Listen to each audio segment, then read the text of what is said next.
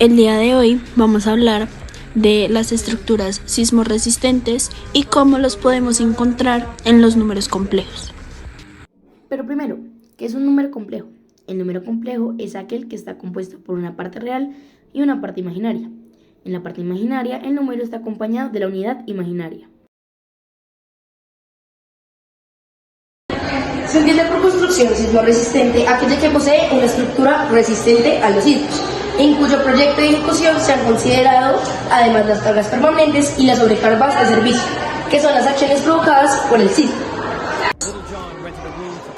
Entonces, ¿qué estructura o qué elemento soporta mejor los sismos?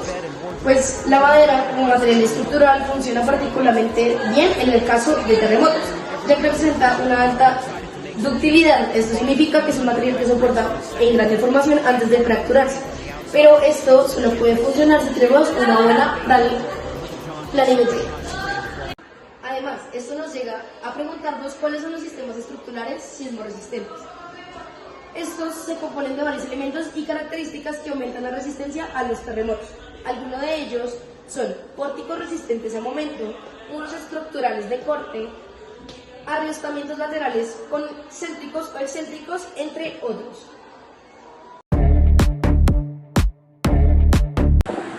Las estructuras sismorresistentes se pueden dividir en 4 tipos: análisis de vibraciones, análisis de respuestas en frecuencia, análisis modal y métodos numéricos.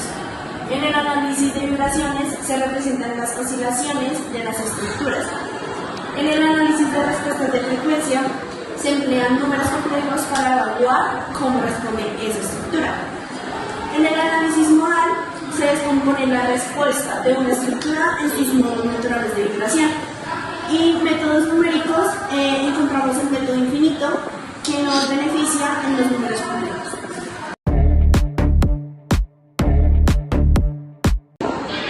Las ondas sísmicas son producidas por la liberación de energía acumulada en la corteza terrestre. Generalmente son producidas por actividades como terremotos, erupciones volcánicas y temblores.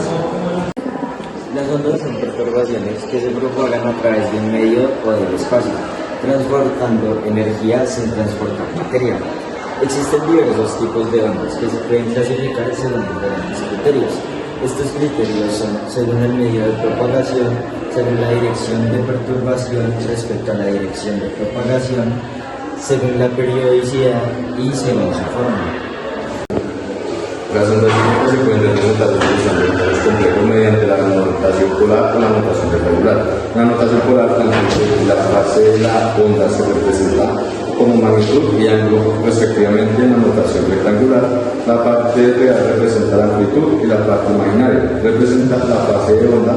Esta presentación facilita el análisis matemático de la onda sísmica.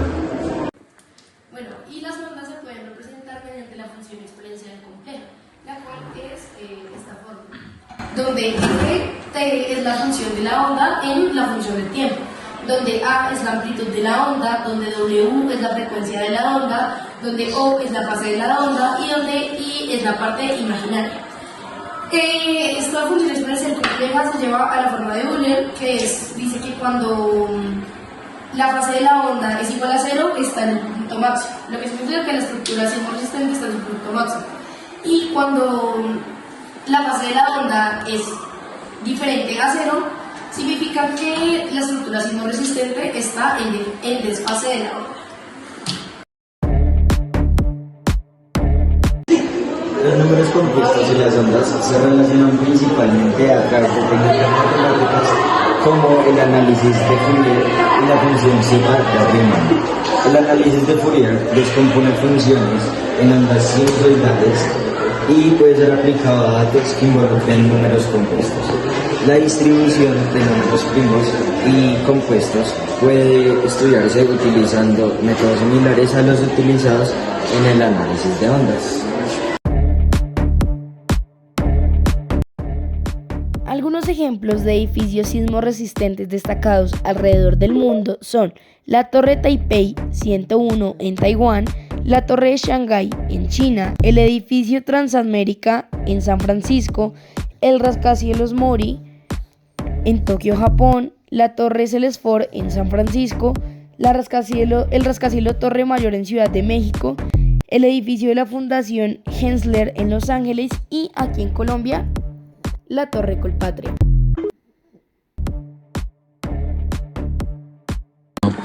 La estructura de la Torre Colpatria cuenta con 48 pisos, un helipuerto y un mirador de 360 grados. En la parte inferior se encuentra el núcleo de la estructura sismo resistente. Terremoto, terremoto, terremoto, terremoto, terremoto, terremoto, terremoto, dale duro, terremoto.